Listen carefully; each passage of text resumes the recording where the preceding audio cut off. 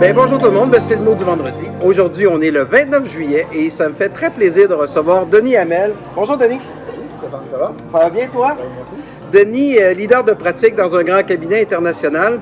Et je voulais inviter Denis aujourd'hui parce que suite au mot de la semaine dernière, lorsqu'on a parlé de garder et attirer les talents, il y a une des problématiques qui est sortie finalement.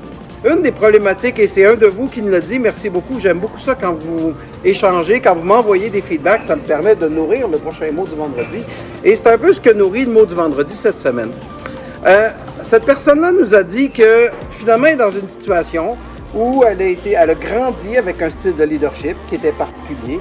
Elle est elle-même issue d'une autre génération, donc ce qui arrive avec un deuxième style de leadership un peu différent. Et finalement, elle se retrouve confrontée à avoir un troisième style de leadership avec nos plus jeunes actuellement.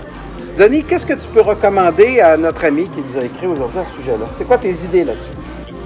Premièrement, la dernière chose qu'on veut faire, c'est absolument reproduire le style de leadership que nous-mêmes on a vécu. C'est-à-dire, c'est pas en reproduisant un modèle vraiment qu'on va s'adapter à la nouvelle situation. La nouvelle situation implique différentes générations.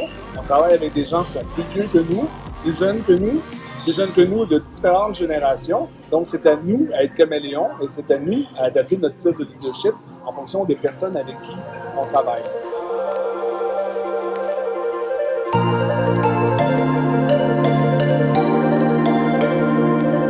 Un peu comme en vente. Quand on fait de la vente, en général, on n'impose pas notre style à nous. On essaie de comprendre quel est le style de notre client et de s'adapter au client.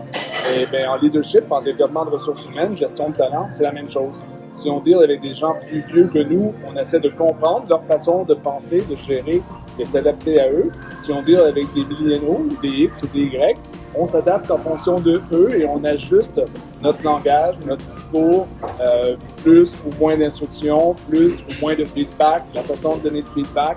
Alors, tout est en fonction des gens à qui on s'adresse.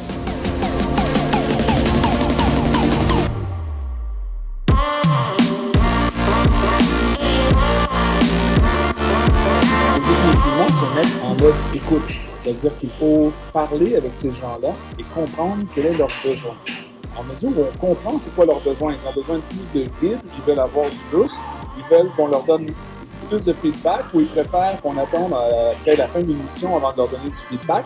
Il faut se mettre en mode écoute et faire confiance. Il faut leur donner de la corde au risque qu'ils se prennent avec un jour, mais il faut qu'ils commettent eux-mêmes, qu'ils fassent des expériences, qu'ils commettent leurs erreurs. On leur donne du feedback en fonction de l'erreur, mais il faut, je dirais, dans certains cas, malheureusement, parce que des fois, on fait les choses nous-mêmes plus rapidement ou d'une façon différente, il faut leur laisser le temps de faire leur apprentissage et leur donner le feedback en fonction de leurs attentes, de leurs besoins.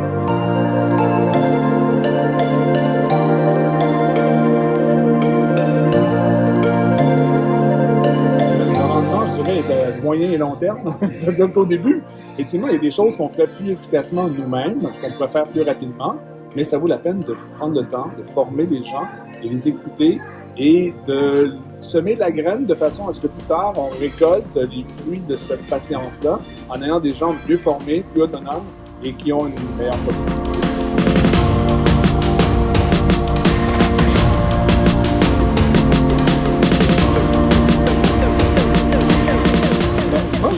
J'aurais depuis le début, c'est love, tender and care. C'est-à-dire, il faut aimer les gens avec qui on travaille.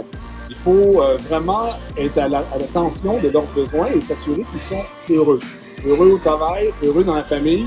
Et des fois, il n'y a pas une grande ligne entre les deux. Donc, c'est love, tender and care. Prendre soin de nos gens, être à l'écoute de ces gens-là. Et s'ils sont heureux, ils vont commencer à travailler avec nous et ça va bien se passer. Merci beaucoup, Denis. Très heureux d'être avec toi aujourd'hui. C'est le fun. On répond le bonheur. Merci beaucoup. Salut.